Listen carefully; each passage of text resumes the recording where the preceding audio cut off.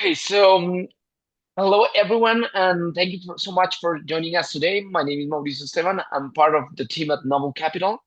We are really excited to have you with us for this session. So a quick word on who we are and why we put this together. So Novel Capital provides non-dilutive growth capital to post-revenue B2B software and tech founders. No equity, no warrants, no dilution. We work with companies at the stage where they need fuel to grow, but do not want to give up ownership to get it. And part of what we do for our portfolio is connect founders with operators and experts who can help them grow faster, which is exactly what brings us here today. So our guest today is Brody Dorland, co-founder of Forge and Fathom.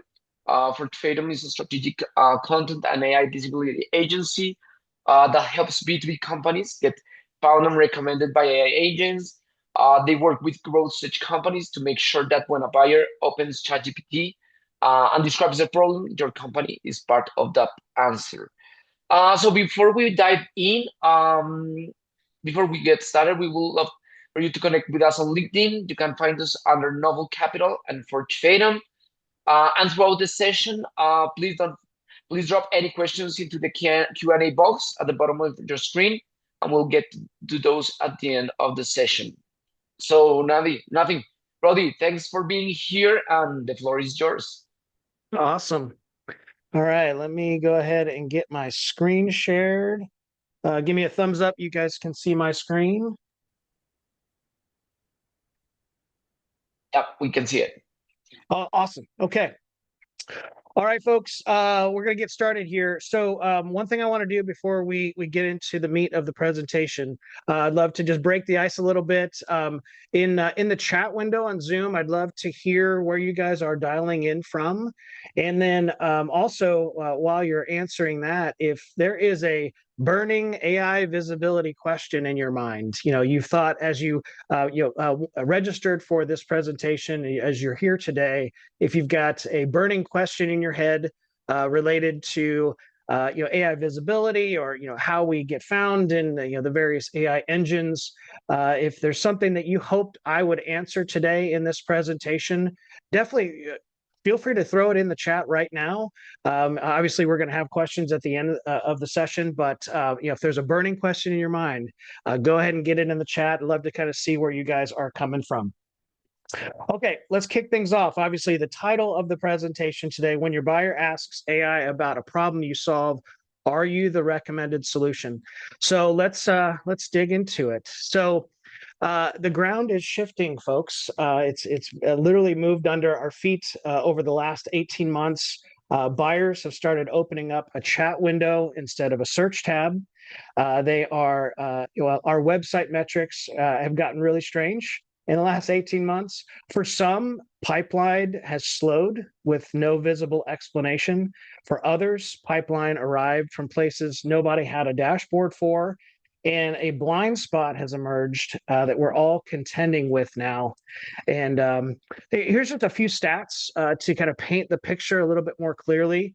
You'll see 68% of Google searches, and it's desktop. 68% of Google searches in the U.S. now end without a single click. This comes from Spark, Toro, and Datos. Don't know if you are a follower of a guy named Rand Fishkin. He's very well known in the SEO space, and he reports on this. And they literally have just launched a book called Zero Click Search. And it's really about this phenomenon that most of the time people go and do a Google search, they're not actually clicking on anything, and obviously that's largely because of things like AI answers that show up right in the window, and other various factors. So that's definitely a big change. 94% of B2B software buyers rely on AI chatbots for software research. Maybe you guys have done this yourself as you're researching different vendors and things. 53% of B2B software buyers now start their research with AI over Google. So over half of the people that could be prospects of yours are starting in AI instead of what they usually would have done via a Google search to start their research. 41% use AI chatbots to compare vendor strengths and weaknesses, making this the top use case of software research. Not surprising there. 63% of B2B software buyers say ChatGPT is their dominant AI chatbot for research, which is something we definitely will get into more of here later in the presentation. But understanding which AI engines are the highest used is important because what we're finding through all of our work and research is that the different chatbots work differently and they serve up different recommendations. And so it's just interesting how each of them has a different optimization mechanism that we need to be be thoughtful of. And so if certain things work in one engine versus another, we have to kind of keep pay attention to that, if you will. And then finally, this is an interesting one. 85% of people think more highly of a software vendor when an AI chatbot mentions that vendor in a recommendation. That's very interesting from the standpoint of, we're in a world right now where there's not a lot of trust out there. Obviously, there's a lot of factors that go into that. But when we think about the proliferation of AI, it's interesting how much people trust the recommendations that AI put forth. So just, it's things that we need to be cognizant of as we start navigating this new world of AI and AI visibility. So a few questions I want to throw at you guys. And again, throw this in the chat, throw your answers in. A simple yes or no would be great. Certainly if you want to expand on your answer, you certainly can. But the first question, do you know if your prospects are using AI in their buying journey? Again, I talked about kind of the blind spot that has emerged. So do you know, yes or no, if prospects are using AI in their buying journey today, your prospects? Now, I asked that specifically because obviously we just went through a whole bunch of stats. Those are going to be general industry stats. Every company is going to be a little bit unique. Different industries, different types of buyers. So it's important to understand and really kind of narrow into your specific buyer, your ideal buyer that you guys are trying to target.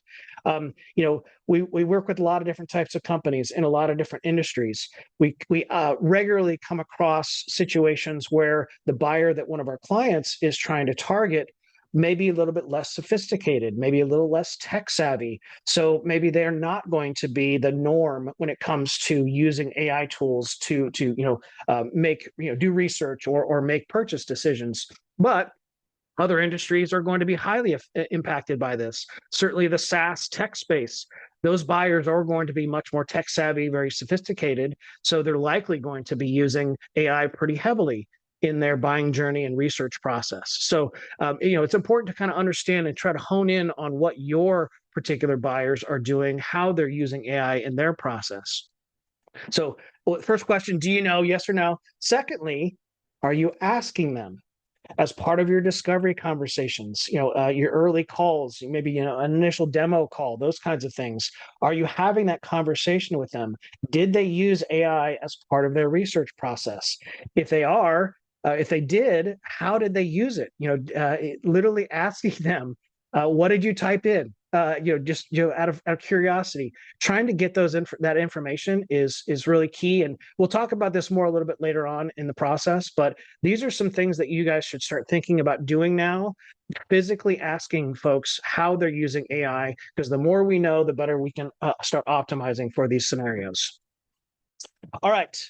Moving on here. Again, this is literally the blind spot that we're talking about. So AI doesn't rank you, it recommends you or it doesn't. So unlike Google, there's not a clean, trackable link back to your website. The buyer gets an answer, and you never know if you were part of that conversation or that you weren't.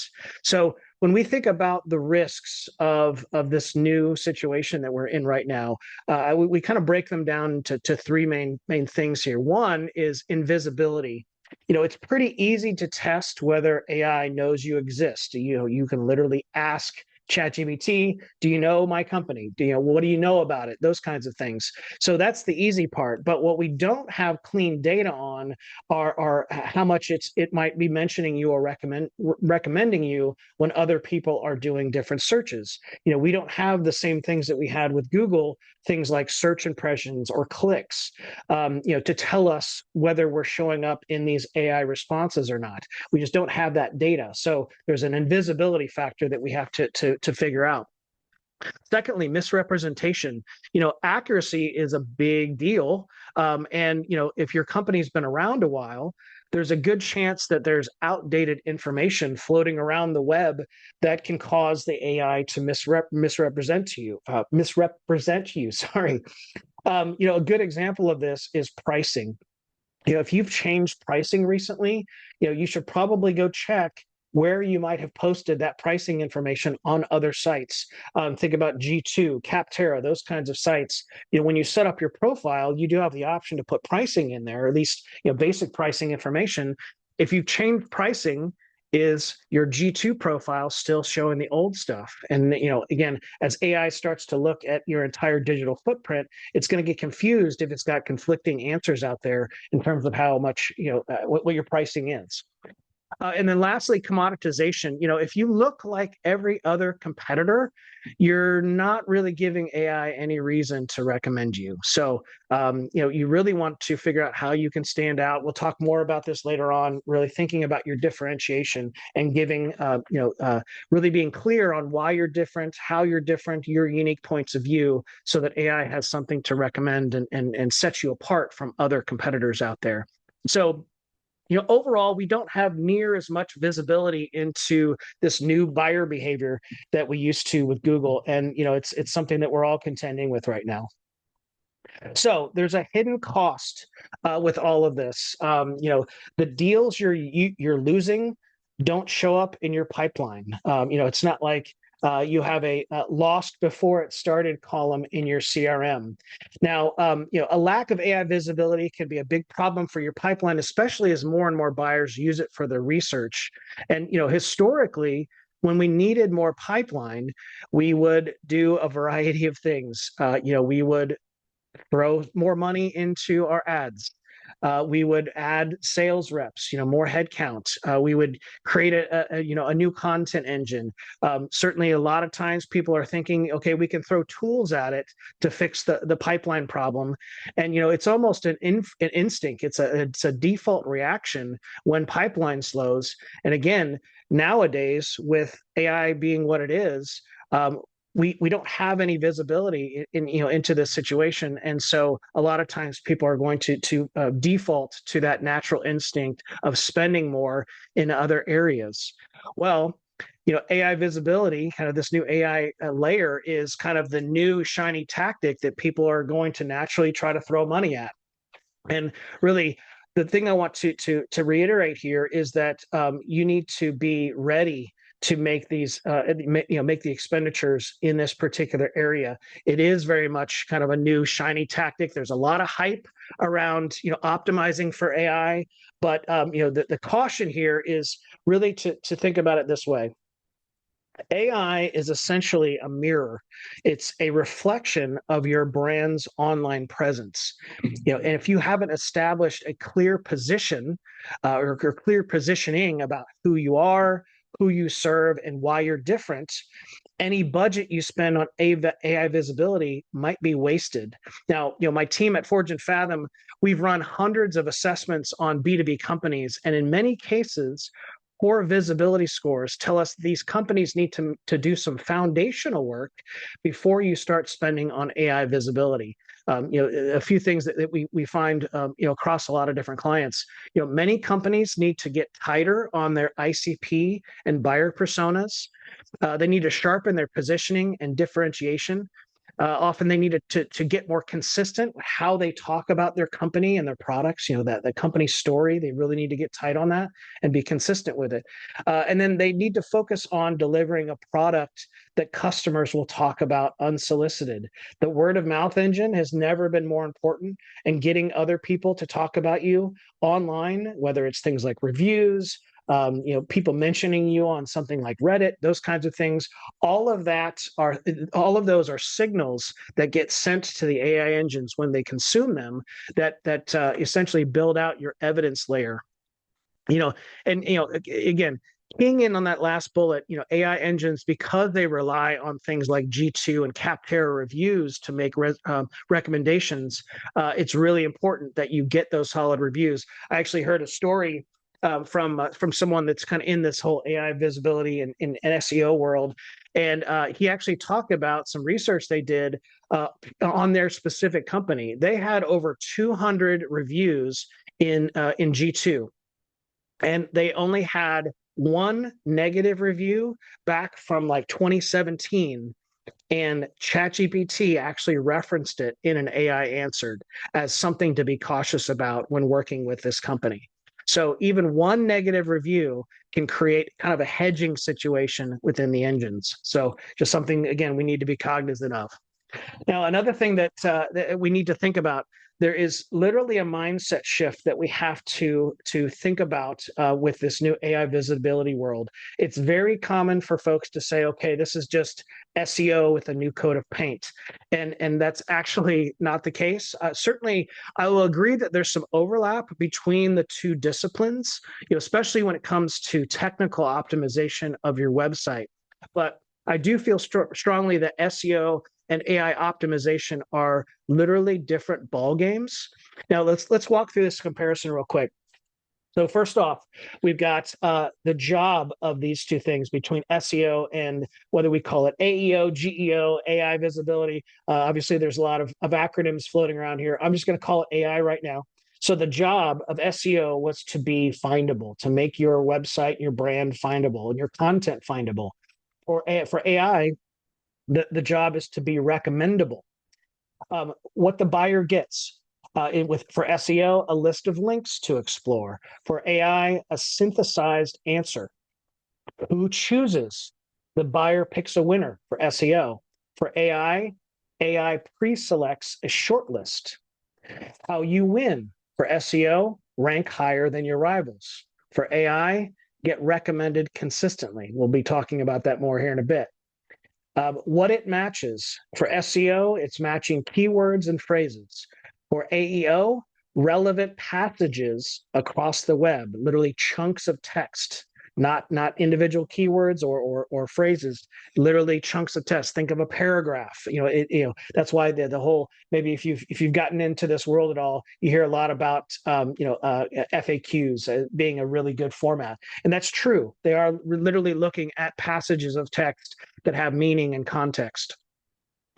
What you optimize. For SEO, you're optimizing individual web pages. For AEO, you're optimizing your entire digital footprint. Now, that might sound scary, and it certainly can be, depending on the size of your industry, the size of your company, that kind of thing. But it's literally what it is. And we'll talk about that more and kind of the layers of your footprint here in a bit. Where trust comes from, in the SEO world, trust came through backlinks. For AEO, corroboration, receipts, proof. There's an entire evidence layer that we need to think about building if we don't have it already. And it's really, kind of all built around this concept of corroboration. AI wants to see a corroborated answer, or is going to use that evidence layer to corroborate the answer that it gives you, or it gives the visitor who is searching. And then finally, what you can see, obviously with the SEO, tried and true metrics, we can see rankings, we can see traffic. With AI, we don't have a scoreboard right now. Obviously, we're trying to evolve that and get more mature in that effort, but we're guessing a lot of times with kind of what's going on, why you're not showing up, or why you are showing up. Why does a competitor show up ahead of you? These are all things we're trying to figure out right now, and trying to kind of pinpoint exactly ways in which we can improve our situation.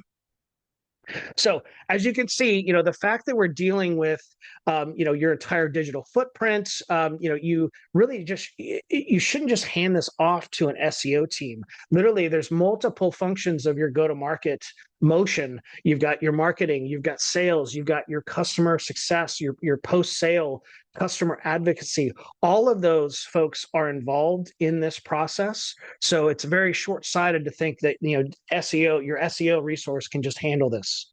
We got to think bigger than that. Talking about some symptoms, if AI isn't recommending you today, it's normally going to be due to one of these reasons or multiple, in some circumstances. First one, you're invisible where it looks. So your website presence is thin and you haven't been published in any third-party sources that AI leans on, like industry publications, review sites, or practitioner communities.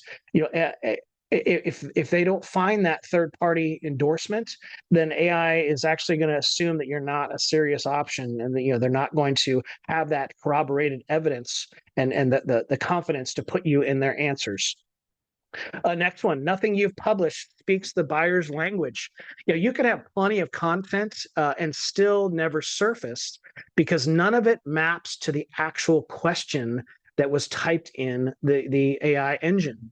AI matches meaning and context, not just keywords. So if you're not creating content from the buyer's mindset, thinking about their problems and their challenges, AI isn't going to naturally just make that connection. Next one, you're just talking about yourself. In a similar vein, way too many company websites are glorified brochures that just, they're talking about what the company offers and why you're great. AI recommends sources that actually answer buyer questions, the questions that they're asking. So if you're focused too much on your self-serving content, you're just going to get skipped. Next one, nobody vouches for you, as I've kind of mentioned. And as I like to say, AI literally does want receipts. It wants proof. It weighs what others say about you far more than what you say about yourself. Next one, your site is hard for AI to read. Now, this one's interesting as we've actually built out a lot of tooling, kind of within our product set to analyze website structure and content, uniqueness, those kinds of things. Many sites actually do have technical issues, whether it's within their website code, maybe their CMS, and actually that could make the content itself hard to extract for the AI crawlers. And, this is often a quiet killer because you have no idea unless you have some sort of diagnostic that you've done on your site to kind of look under the hood. And then finally here, someone else already owns your spot. This one is pretty self-explanatory, but it is important to understand who is getting recommended today and why. That analysis helps us understand your gaps and what it's going to take to get you on the short list of recommendations in the future. Now, let's dig into some of the mechanics behind AI visibility. AI basically synthesizes everything your company has ever put into the world, and it essentially creates a composite of your brand. There's several layers. I call this the AI visibility stack. I'm going to roll through them individually a little bit later in the presentation. I'll just call them out here real quick. Layer one, what you say about yourself. Layer two, what others say about you. Layer three, what you're known for. These are the topics you cover, your thought leadership, those kinds of things. And then layer four, what's missing. Information that the AIs want, but you haven't given them. So the large language models, AI, that they take all of this information in about you, but this is also where things can go sideways. Earlier, you saw the video or the visual of kind of you in the mirror, and it's almost like a funhouse mirror. Prior to this age of AI, if you had inconsistent or outdated company information across different websites, it probably didn't impact you that much. But AI is now finding everything and it synthesizes it. So if you have 10 different company descriptions out there on all these different websites, you're probably not going to like the synthesized version that AI is going to come up with on its own. So clarity and consistency are key now if you want to control your narrative. This is a strategic initiative that we need to address. Unfortunately, most companies are treating this as a tactical problem. A lot of companies are just automatically thinking, okay, How do we show up more in AI engines? That's the main question. Throw it at the SEO team, throw it at the content team. Guys, figure it out. The actual strategic question to ask first, which problems should we show up for? Think about this. The old playbook was built for Google rankings and buyers who showed up with a search term. Obviously, the mechanism previously with Google is you have all of these keywords, and we want to show up for as many of them as possible, and we want to have as high of rankings as possible across this wide swath, this broad swath of keywords. And the worst that can happen there is certainly, well, obviously if you don't get rankings at all, that's a problem. But even if you didn't rank number one, number two, number three, even if you're on the second page of Google, there's still a certain number of people that would find you. And that's you'll take what you can get. Obviously, you're always trying to get higher up in rankings for search, but even if you're on second page, some people will find you. Well, with AI, you might not show up at all. You won't, because you're not one of the highest recommended solutions. And realize that AI driven buyers, they show up to the AI tool with a problem. They're literally typing that problem in their own words. They're including all of the details about their unique situation, what type of company they are, the size of their company, their unique context, and they're asking that AI engine for help to solve that problem. So AI rewards companies that have clearly articulated which problems they're uniquely suited to solve and have a deep layer of third-party proof to back it up. That's literally the whole ball game there. Building that depth requires bandwidth and budget. And as much as I hate to say it, most companies, especially mid-market companies that we work with, they don't have the bandwidth, the resources, or the budget to actually build out that deep layer of proof for every problem that your products and services might solve. So we really need to start thinking about focusing in, and that's really where your strategy starts for AI visibility. So we created a concept, and hopefully it makes sense. The concept is called problem ownership. It's literally owning the problems that your ideal buyers are describing. Now, we feel like this is a leadership conversation about which problems you're uniquely suited to solve, and then figuring out the language that buyers are using when they actually are searching for that problem. They're trying to solve that problem via the AI tools. So problem ownership, just as a general concept, there's a quick definition up here. But basically what we're talking about is we want to get to this place where we as the company own the problem, so that AI systems consistently recommend us when a buyer describes their specific problem in natural language without naming categories, competitors, or the company itself. So they're not actually using the words and things that would bias the situation. So a company, or a prospect has a problem, they're getting in there, they're trying to solve it, they're using their own unique language, and because you have worked towards owning that problem through your AI strategy, you actually become the consistent recommendation. You own that problem. That's literally what we're trying to get to. Now, kind of the goal of this overall strategic exercise is to narrow your focus down to the 3 to 5 problems that are winnable and profitable. Now, there's a process that we take our clients through, and basically there's some steps here. One of them is really thinking about your best offering. Now, many of you, if you're a SaaS company, if you're a tech company, you might just have one product, your software application that you put out in the market. If that's the case, great. Other companies, they might have multiple products. In that case, they want to think about which of their products are actually most profitable for them, or highest revenue generators, those kinds of things, and kind of this is a whole narrowing process that we're trying to think through, because we don't have the budget or bandwidth to think about everything to produce the content and the layer of evidence that we need across everything that we do. We have to narrow our focus.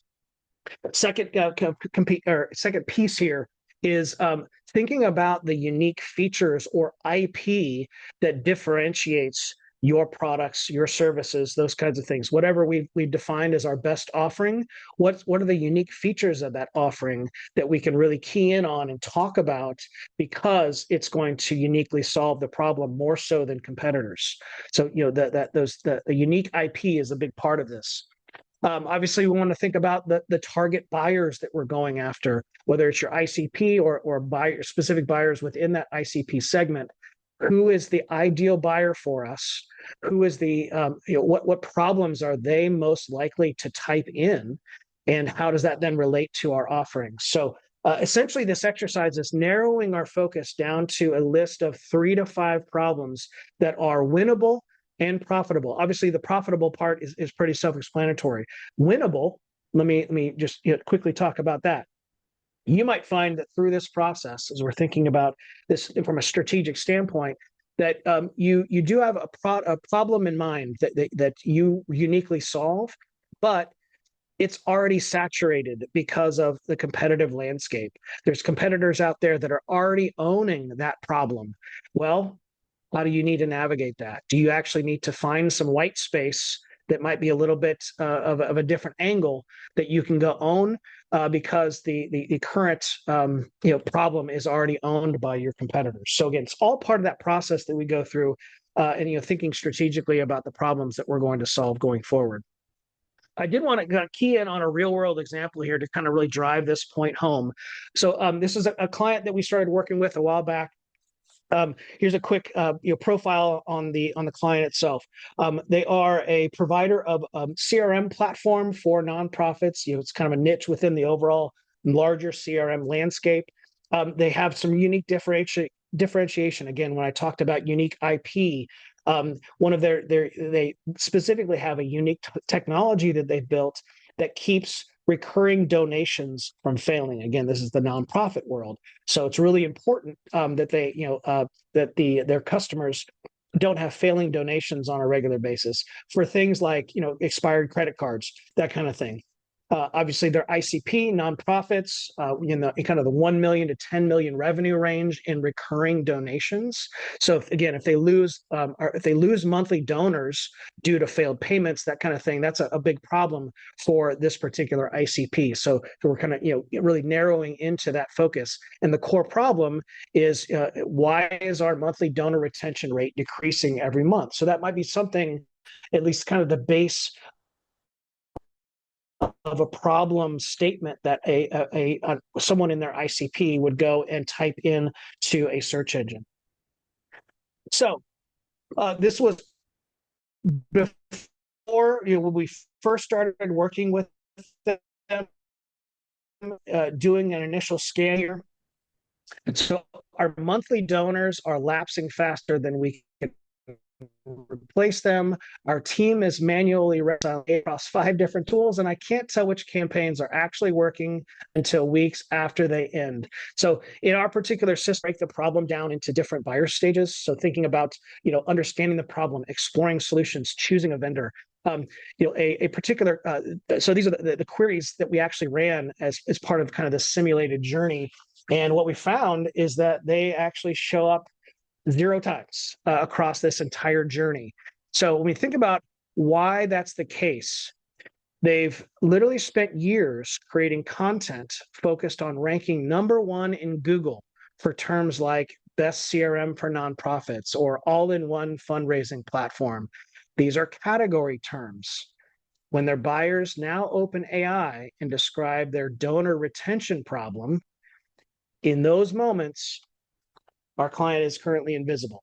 And obviously, we're working towards the improvements on all of that. But hopefully, this kind of crystallizes kind of how this thought process works in your minds.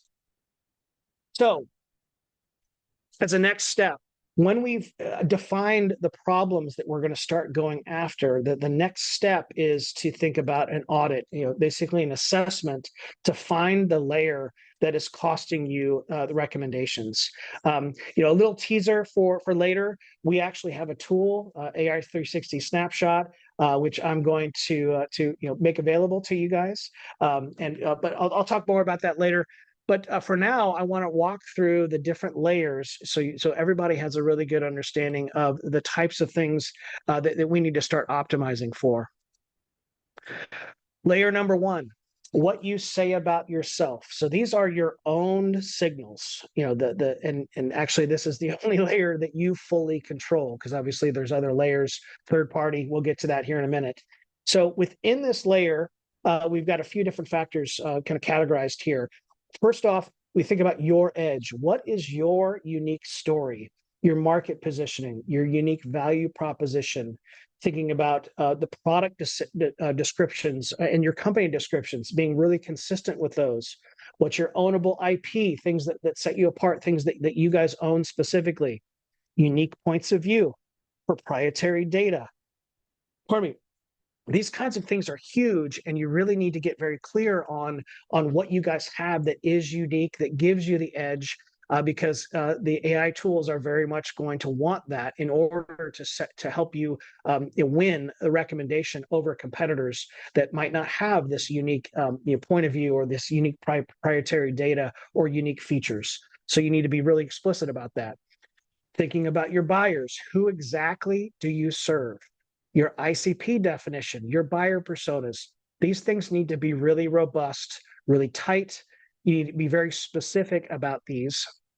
And you need to tell AI specifically who those people are. Who are you actually trying to target? The more specific you are, the more when someone goes and types in something like, I'm a, such and such industry, this is basically my size of company, and here's the problem I'm trying to solve, because that actually might happen. The more AI understands that you actually are the perfect fit for them, they're more likely to recommend you because of the full context that was put in those AI engines by that potential buyer. Certainly the pains, jobs to be done, those are, again, all surrounding the problems that they're going to type in. What are their buying triggers, the symptoms that they're feeling right now? These are all things that we want to capture in really robust ICP and buyer persona documentation, so that we can then use that going forward in all of the things that we do. Your website is obviously a big part of it.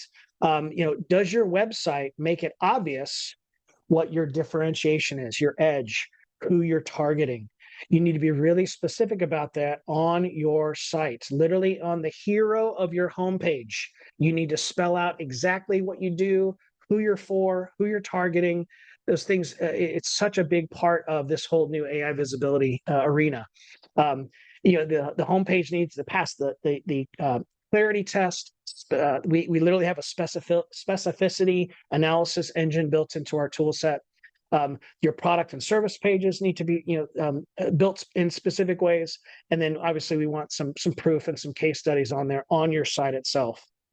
Now, switching gears a little bit from the technical side, can AI read and trust your site? I mentioned earlier, we built some tooling around this, but really, these are things that you can do yourself. If you have a website developer or an SEO firm, maybe all of these are already in good shape, but you really need to think about your schema markup. If you have a lot of JavaScript on your pages, a lot of animations and things, those animations, even though they look cool to a human reader, they might be hiding content that lives within all of that JavaScript. And that can be a big problem. Crawler access is another thing that we're monitoring closely. We've now come to realize that different host providers, WP Engine is an example. They're literally blocking certain AI bots. Now, some of that is important because, well, I won't get into the technical details, but just understand that there are certain host providers that have made decisions that you might not agree with because you actually want to make sure all of the bots are coming in. Well, some hosting providers are not letting you make those decisions yourself. And then, certainly consistent profiles across all of your different third-party sites, whether it's G2, Capterra, LinkedIn. If you are describing yourself differently on these different sites, that actually can become a technical issue because the AIs don't know what company name to use because it's shown up differently across different sites. So just little things like that, it can get technical, but those are little things that we need to make sure we're cognizant of. Layer number two, what others say about you. This is literally the layer that AI trusts most. It wants receipts, not first-party claims. You can talk about yourself all you want, but it has to be backed up in order for the AI to trust it. So, who vouches for you? Reviews are huge in this new AI world. I'm sure a lot of you already do that. Hopefully, you have a regular cadence of reaching out to clients, new customers, those kinds of things to get new reviews. It is huge. And uh, this is actually going to cover a few things. One, it's going to talk a little bit about the reviews, but also the proximity column there in the third spot. The reason why I love reviews so much is it's kind of the perfect encapsulation. Think about what a review is. It's typically a paragraph or two. So again, when I earlier I talked about the passages of text that it is looking for. It's perfect because the review is a paragraph or two of text. Your name is there. So from a proximity standpoint, your brand name, your company name is associated directly with that review. Um, the review itself, it's talking about a problem. Typically, the customer's talking about the problem that they have and how you uniquely solved it. That's typically what a review is. So the more that you can shepherd that along, even working, maybe your customer success team is working with customers that go to do a review. Hey, can you just make sure that you note that you had this problem? Because I know you did. Note that in the review and talk about how we uniquely solved it for you. That's like the perfect scenario of a piece of evidence, a really nice signal that the AI tools are going to key in on. Trusted sources, just a few things here. Analyst reports are huge. Editorial comparisons, listicles, we know that those have some impact.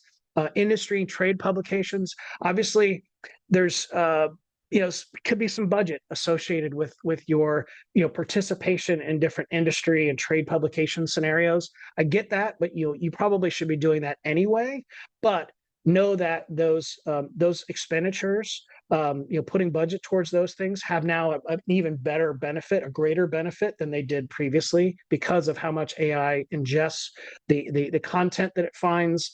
You definitely want to start talking about the problems that we've identified in those trade publications, those kinds of things. And then other things like practitioner communities. Reddit is huge.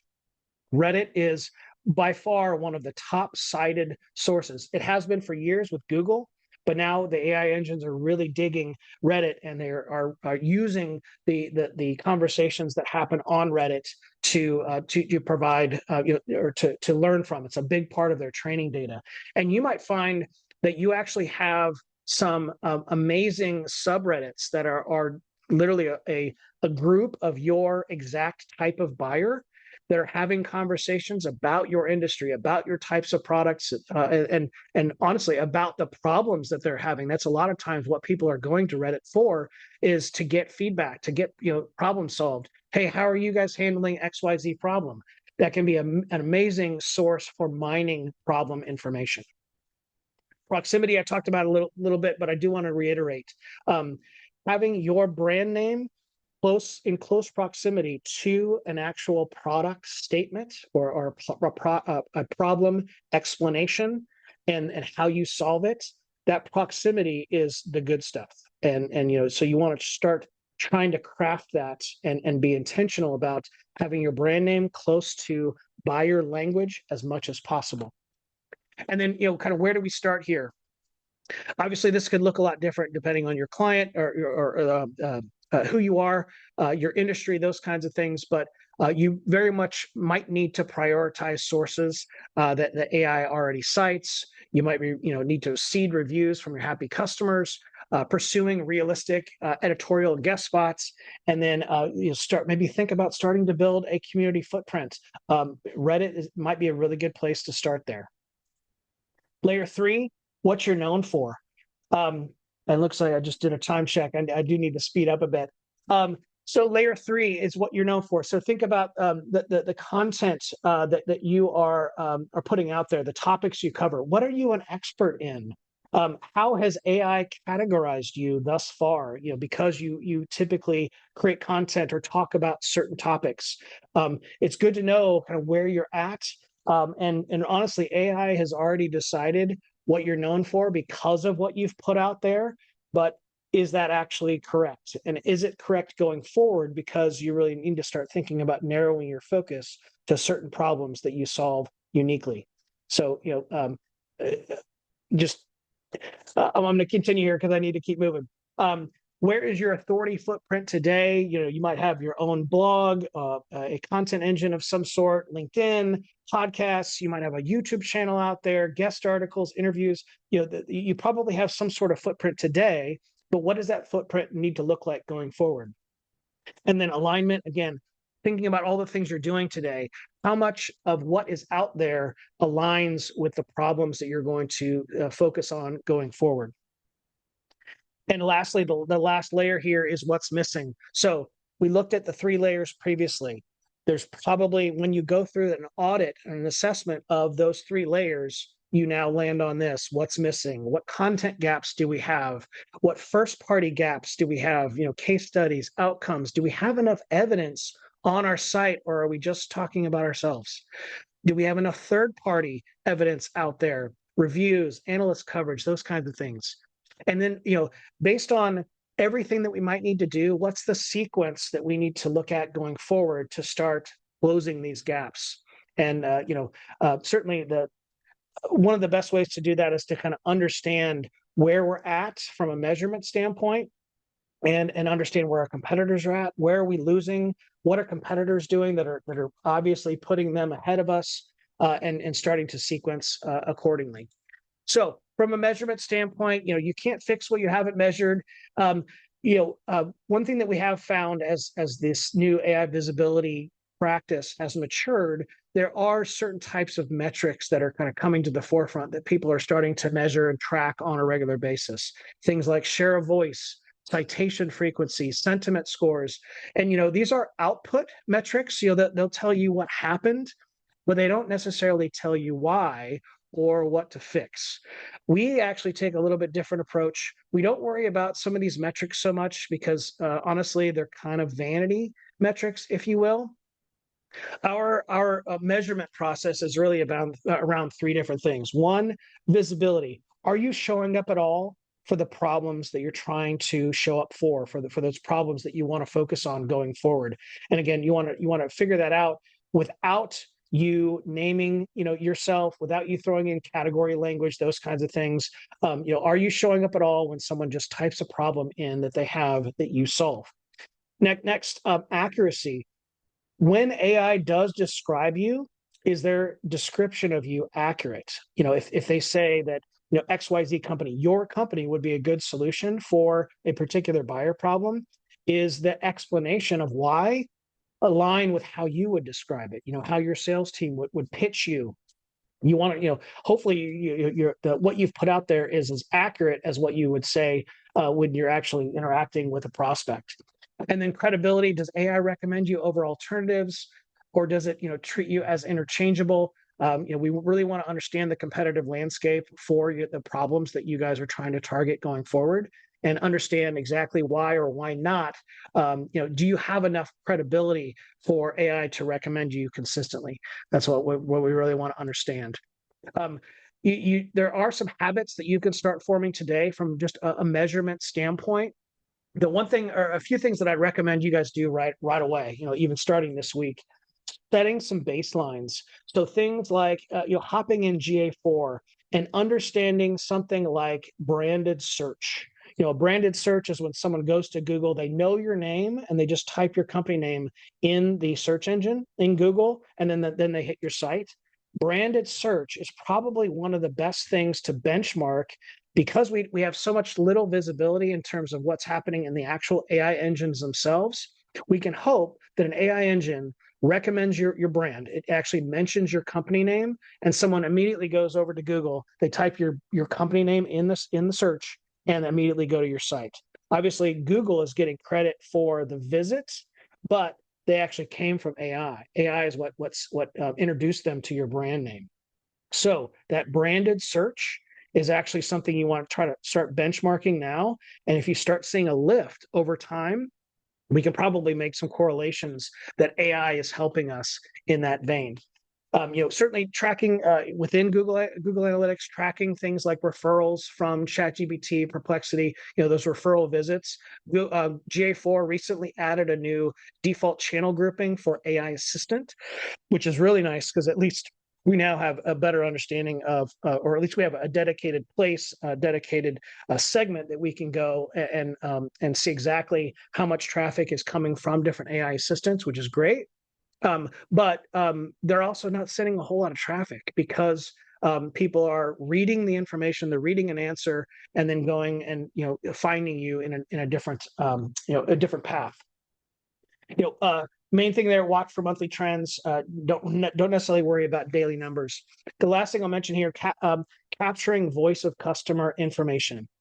Every prospect, every prospect call, did AI factor into your research? What did you type? Recording your sales calls is huge. I'm sure you're doing it already. You might have something like Gong in place. You might be using something like Zoom and recording calls because now it's so easy to grab those transcripts and be able to pull out quotes that customers have said. Maybe a prospect came in and they literally described their problem right at the outset of the call. That is gold. Capture that information word for word, verbatim, if possible. Capture that and start storing those quotes and use it to help evolve the problem language that you guys are using going forward. Okay, we covered a heck of a lot today. I hope you don't feel like it's too overwhelming. Just know that you don't need to boil the ocean. You really need a sequence. Here's a quick sequence that you can think through, and certainly we'd love to help if you need it. Number one, see where you stand, get some data around where you stand today. That's both your own position, but also where competitors are at, who's showing up in places where you would want to be showing up, that kind of thing. Two, get your foundation ready. I talked a lot about the importance of a really tight ICP, buyer personas, your positioning, your narratives, getting those into a very consistent state, and then starting to think about how you publish them and update things that might be out in the universe. These are crucial things that you need to do. Decide which problems you're going to own going forward. Audit your 4 layers to find the biggest gaps. Execute in sequence, one layer at a time. Again, try not to boil the ocean, and establish your measurement habits. Establish some benchmarks. Start capturing voice of customer data, that kind of thing. But really, it depends on the first step, which is a nice bonus, seeing where you stand. We can actually show you guys exactly where you stand today for free. There is a QR code right there to get a free AI 360 snapshot. This is a freebie that we provide to all of the prospects and customers just to get a quick look of where we're at right now. The snapshot report gives you visibility across 36 different buyer questions, essentially those problem statements like the example that I showed earlier. We'll show you the exact competitors that are winning your buyer searches today and why. We show you how AI describes you and the differentiators that it leaves out. It show you whether it exists in AI's knowledge base at all, the single biggest root cause that's probably holding you back, and then what your first move should be. We can take a day or two to run this report, but all you got to do is scan that QR code, fill in a little bit of information. Basically, we just need your contact info and a URL, and we can get the snapshot report over to you in a day or two. Okay, that's it. We've got 5 minutes left. Sorry, I went a little bit longer than I'd hoped, but Mauricio, let's get some questions. Okay, Brody, no, don't worry. This has been an incredible and practical conversation. Thank you for all the info you shared with us today. So let's move up to open up the questions. Remember that you can leave all the questions in the Q&A box now. So we have the first question: how can we determine which AI engines actually matter for us? So ChatGPT, Gemini, Perplexity, Google AI overviews. Do we need to optimize for all of them? So it's hard to answer that because obviously everybody's situation is going to be unique. I talked a little bit earlier. We know from a lot of data and experimenting throughout the industry that ChatGPT is probably the highest used across most categories. So I would say just from a basic standpoint, ChatGPT is going to be the number one that you want to think about optimizing for. But also, as I mentioned, asking your prospects what they're using. Well, you might find, you might be in a very tech savvy space where your buyers are absolutely tech savvy. They might use Claude more than ChatGPT. We've seen the rise of Claude and kind of the shrinking of ChatGPT's share. It's been pretty substantial over the course of the last few months. So you might find that Claude is something that you need to be more cognizant of, and maybe those are your two top ones that you need to think about.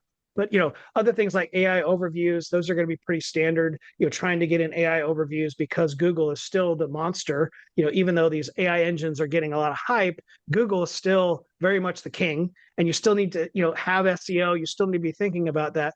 But really, your approach is now thinking more about the problem language and getting cited in these other tools. And I would say ChatGPT is definitely the number one focus most of the time for SaaS and tech companies.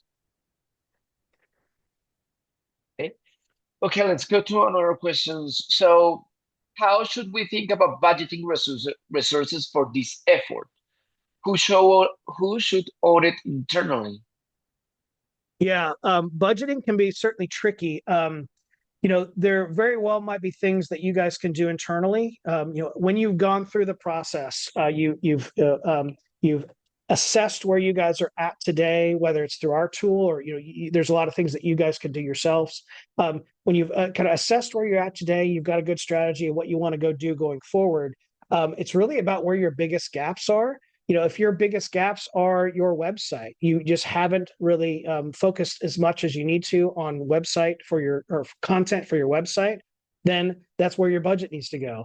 You might find that your website has been great. You've done a lot with content and SEO. You're in good shape on that side, but you're very thin on the third party evidence side of things, or you don't have near as many reviews as you need to, those kinds of things. So it's really kind of dependent on which where your biggest gaps are, and starting to put budget towards those things. You might find, especially on the third party side of things, that you need to really think about beefing up a PR resource, whether it's somebody that you have internally or bringing on a third party and budgeting for that. I would say across all of the things, all the different layers, the layers that I went through, the third party layer is probably the biggest gap for most companies. So that's probably where I would prioritize budget. Now, what that actually looks like is going to be highly dependent on exactly where your gaps are.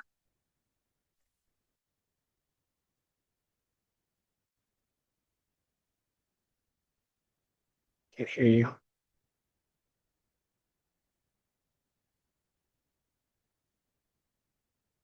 You're muted. Okay, sorry. I think my mic was off. So you were talking about PR budget, right? So and we have another question. They say we don't have a PR budget. What can we realistically do to build third-party credibility without spending big? Yeah. So, obviously there's a lot of third party channels and not, and many of them don't necessarily require a PR person to get you, into those third party sources. LinkedIn, perfect example. You just putting very problem specific content out, thinking about your unique point of views, how you uniquely solve those problems on LinkedIn. Sometimes that will require you working, depending on what your role is. If you're a founder, you need to be doing this yourself. If you're a marketer, working with your founders, your subject matter experts within your organization to start putting that content out is huge. LinkedIn, just by itself, is the second most cited site out there for professional queries, kind of in the business world. So if you're a B2B company, B2B SaaS, LinkedIn is huge for you. And, obviously you don't necessarily need budget to do that. There's going to be some effort there, but that's a big one. Another one, Reddit. I talked about that earlier. YouTube, another one. If you have a regular video effort that you're doing just as part of your marketing engine, that is huge. YouTube is a third party site. And we know from a lot of research that YouTube video transcripts are huge for ChatGPT and other engines because they're literally getting in there, reading the transcripts of videos and using that as part of their training data. So those are just things that you absolutely can do on your own. Obviously, everything takes effort, but you don't necessarily have to have a lot of budget unless you don't have any marketing staff at all. Hopefully, at least you've got some marketing staff to help out with this. Brody.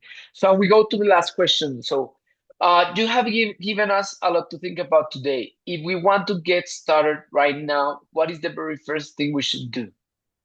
Yeah, you need to know where you stand. And again, throw out, not to toot my own horn, but that AI 360 snapshot, it's free. We can show you immediately, well, within a day or two, because we'll send you the report, where you stand today. We will, think through some specific problems that your buyers are likely typing in to search engines. We run kind of that synthesized or stimulated buyer journey for them, and we can quickly at least show you where you guys stand today, what competitors are owning those spaces now or owning those problems, and also point out exactly why those competitors are owning what they own, and basically gives you an initial to-do list to think about some direction on what you should focus on going forward. So yeah, that's a starting point. It's a freebie, and we'd love to help you out there. All right, we have, well, rather not a question, but a request from Jim. Please let us know how to get a copy of your presentation. We can share it with them. With everyone who connected today will be getting an email, so we can maybe share it with them right through the Yep, email, right? Yeah. Okay, great. absolutely. Okay, so well, there are no more questions. Let us go ahead and wrap up. Brody, this was excellent. Thank you for giving us everyone a real framework to act on.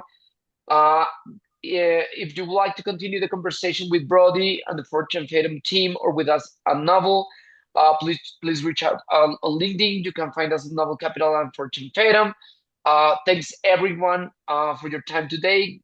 Go find out if AI can find you, and if it can't, now you know exactly where to start. So have a great rest of the day, and thank you for joining us. Thanks, Thank you, everybody. Brody.